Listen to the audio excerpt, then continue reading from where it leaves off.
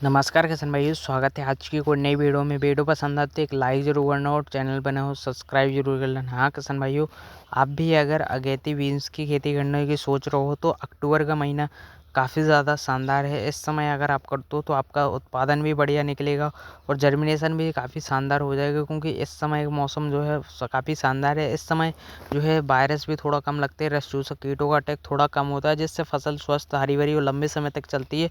जिसके चलते अगर आप अभी के समय में लगाना चाहते हो तो बेस्ट वैरायटी है किसान भाइयों सेमिनेस की मोरुलेडा बीन्स, जो है बेल वर्गीय में इस तरीके से आती है। जो इसका अगर आप करते हो बेल वर्गीय से, इससे होता क्या है, फलों की साइज भी बड़ी रहती है, चमक भी काफ़ी शानदार रहती है और ये लंबे समय तक चलती है। उत्पादन भी इसमें बढ़िया मिलता है। मचान विधि बनाने का तरीका आपको जिस तरीके से आप लौकी टमाटर या अन्य फसलों की बनाते हो, तो इसी तरीके से बीन्स की खेती में मचान विधि को तैयार करना है। तो किसान भाई वीडियो के एंड तक ज़रूर बने रहें, जिससे आपको सारी जानकारियाँ मिलेंगी। आप इसको कब कैसे लगा सकते हो, वीडियो के एंड तक ज़रूर बने रहें। तो इसको लगाने की बात करें तो किसान भाइयों को जो है लाल मिट्टी, दोमट मिट्टी, इस तरीके की मिट्टी में बढ़िया तरीके से जर्मिनेशन भी होता है और इसमें जड़ें भी काफ़ी अच्छी तरीके से ग्रोथ करती है। तो इस वजह से पौधा भी अच्छे तरीके से, जहाँ जल अच्छी तरीके से निकल जाता है, जल भराव नहीं होता, जैसे ब्लैक मिट्टी में जल भराव ज़्यादा होता है, तो यहाँ पर ज़्यादा से ज़्यादा रस चूसक कीटों का अटैक होने की वजह से यहाँ पर संभव नहीं हो पाता। जहाँ लेकिन अगर आपकी दोमट मिट्टी है, लाल मिट्टी है, तो यहाँ पर बढ़िया तरीके से, बेहतर तरीके से जर्मिनेशन हो जाता है और अच्छी तरीके से होता है और वायरस भी थोड़ा कम लगते हैं। तो यहाँ पर ज़्यादा खर्च करने की ज़रूरत नहीं है और आसानी से हो भी जाता है। तो यहाँ पर अगर आप मल्चिंग के ज़रिए करना चाहते हो तो ड्रिप लाइन डालकर, तो ड्रिप के ज़रिए भी कर सकते हो, और अगर आप ज़मीन में लगाओगे तो भी शानदार तरीके से हो जाएगा। बीच की लाइनों से खरपतवार मारने वाली दवा का स्प्रे कर देना है और खरपतवार बिल्कुल भी नहीं रहने देना, जिससे रस चूसक कीटों का अटैक कम होगा। तो किसान भाई इसकी खेत की तैयारी तो आप वैसे ही कर सकते हो जैसे कि अन्य फसलों में करते हो। बढ़िया तरीके से जुताई करके सड़ी हुई गोबर खाद इस्तेमाल कर देना है। फिर उसके बाद लाइन बाई लाइन इसकी बीज रोपाई लगानी है, क्योंकि यहाँ पर इस तरीके से आप मचान विधि बनाओगे तो लाइन बाई लाइन आपका ये पौधा होना चाहिए। तो एक A to Z अच्छी तरीके से आप मचान विधि तैयार कर सकते हो। नहीं तो अगर आप लाइन बाई लाइन लगाओगे तो यहाँ पर ड्रिप लाइन के जरिए अगर आप लगाते हो तो इसमें बीच बीच में जैसे ही पोषक तत्वों की कमी होती है, जैसे 12, 61, 13, 0, 45 nitrogen, phosphorus, potash, calcium, boron, इस तरीके के पोषक तत्व जो है ड्रिप के जरिए छोड़ सकते हो। और अगर आपके पास खाली जगह है, अगर आपके पास नहीं है तो ये सब सिस्टम, तो आप इसको ज़मीन में भी लगा सकते हो। ज़मीन में भी बढ़िया उत्पादन निकलेगा। बस आपको खरपतवार निंदाई गुड़ाई बहुत बेहतर शानदार तरीके से करते रहना है, जिससे आपकी भी फसल बढ़िया तरीके से होगी। तो लगातार जैसे ही आपका पौधा होता है वैसे ही आपको मचान विधि तैयार कर देना। तो इससे होगा क्या, वायरस भी कम लगेंगे और जो है फसल भी स्वस्थ हरी भरी रहेगी। तो असल में ये बात करते हैं, इस समय जो है इसमें ज़्यादा से ज़्यादा वायरस तो कुछ भी नहीं लगते।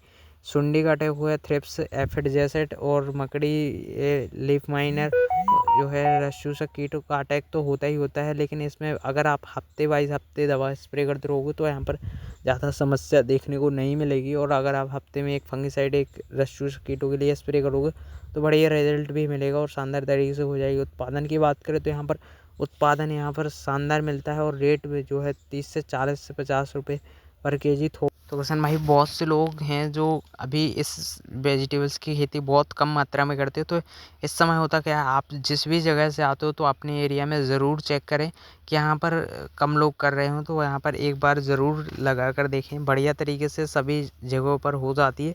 ठंडियों की फसल है, ठंडियों में शानदार तरीके से ग्रोथ करती है और बढ़िया तरीके से फसल हो भी जाती है। तो यहाँ पर अगर आपने कभी नहीं लगाया है तो एक बार ज़रूर लगा के देखना। शानदार तरीके से उत्पादन भी मिलेगा, रेट भी बढ़िया देखने को मिलेंगे, फसल भी स्वस्थ हरी भरी रहती है। बस आपको मचान विधि टाइम पर बनाने की ज़रूरत है।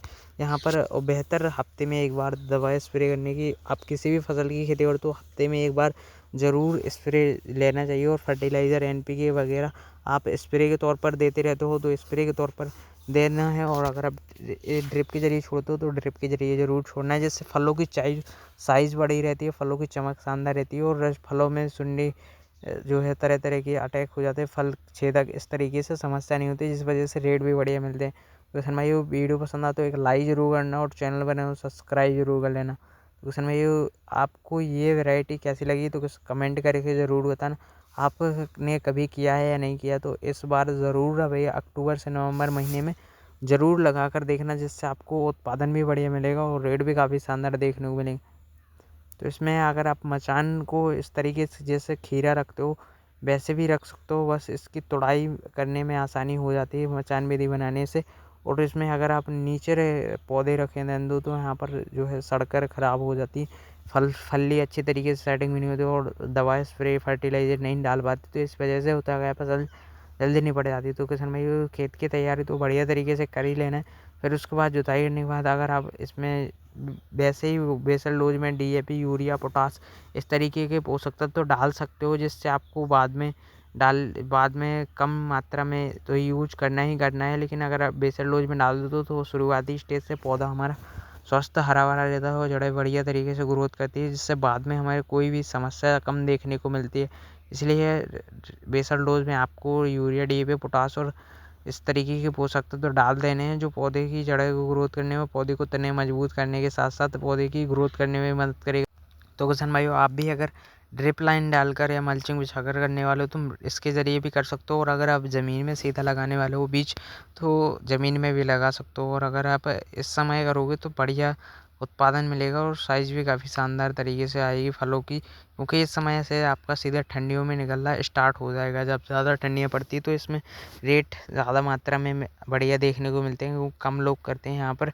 और जो आपके एरिया में अगर आप अभी लोग कोई ज़्यादा मात्रा में नहीं कर रहे हैं तो वहाँ पर ज़रूर आपको करना चाहिए, क्योंकि वहीं सबसे ज़्यादा रेट मिलते हैं, क्योंकि वहाँ के लोगों को खाने के लिए पसंद करते हैं, लेकिन वहाँ पर कोई उगाता नहीं है तो वहाँ पर रेट बढ़िया मिलते हैं बहुत ज़्यादा।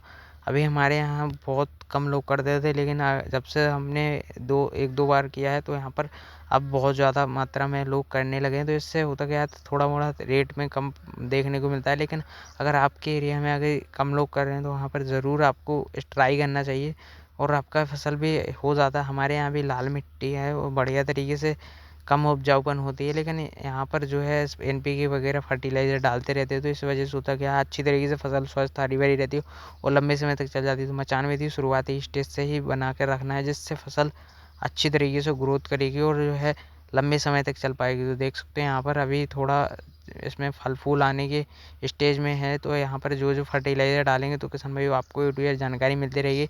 जैसे जैसे हमारी 10 से 20 दिन के अंतराल पर हो जाती है फसल, तो यहाँ पर उस हिसाब से NPK फर्टिलाइज़र डालने होते हैं। अगर स्प्रे के तौर पर करोगे जैसे nitrogen, phosphorus, potash, calcium, boron इस तरीके के हो सकता है, तो आपको फसल की अवस्था के अनुसार डालते ही रहना है।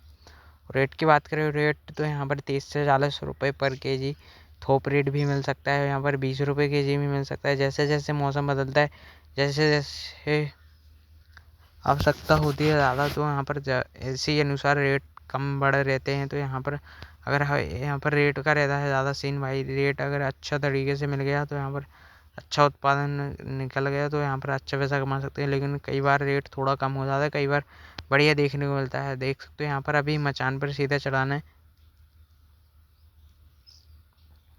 आपके यहाँ क्या रेट चलता रहता है, काफ़ी अच्छा है किसान भाइयों, कमेंट करके ज़रूर बताएं। और अगर आप भी इस समय करने वाले हो तो कमेंट करके ज़रूर, जो जो फर्टिलाइज़र डालेंगे और जो जो दवा स्प्रे करनी होगी तो वो A to Z जानकारी मिलती रहेगी। तो किसान भाइयों अगर आप ज़्यादातर कम पावरफुल दवा को स्प्रे करो जिसमें रस्ट से कीटों का अटैक कंट्रोल होते रहे, तो यहाँ पर आप हफ्ते में एक बार स्प्रे करो तो आसानी से कंट्रोल भी होते रहेंगे और जो है ज़्यादा खर्च करने की भी ज़रूरत नहीं।